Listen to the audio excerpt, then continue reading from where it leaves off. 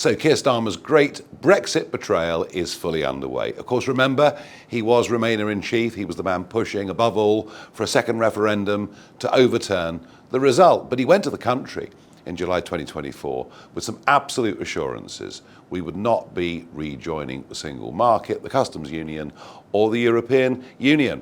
Well, let's have a little think about what he's done.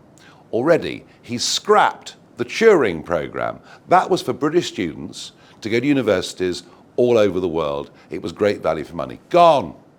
Replaced by the Erasmus scheme, which is going to cost 8 billion quid over the next 10 years.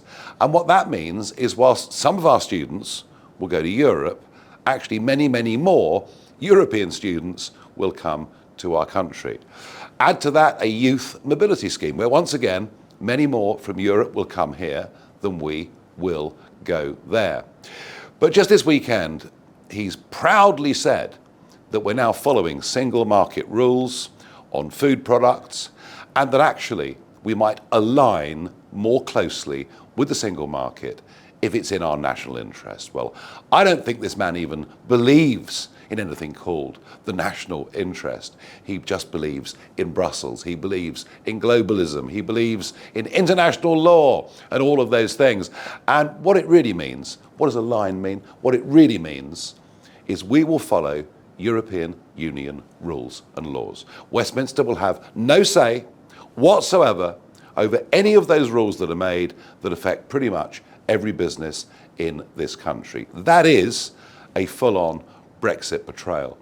And just to make it even worse, just as the country is waking up to the sheer folly and stupidity of what net zero policies have done, remember, they've put our bills up and they've deindustrialized huge areas of Britain.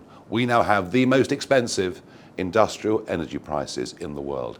And yet, we're signing up to the European Union's internal energy and electricity market. The Daily Telegraph described it as net zero being doubled. We will now have to follow European Union rules on net zero. It'll further damage British manufacturing.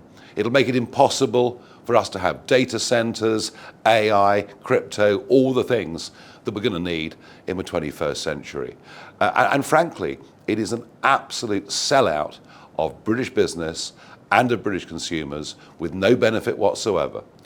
And it also means that there will be tariffs on goods coming in to Britain and the European Union from outside, from countries deemed to be high carbon dioxide emitters. Remember when Donald Trump put tariffs on? Everyone screamed blue murder. But now we're going to sign up to a program where we will be tariffing other countries, trading partners that are selling goods to us. The whole thing is madness.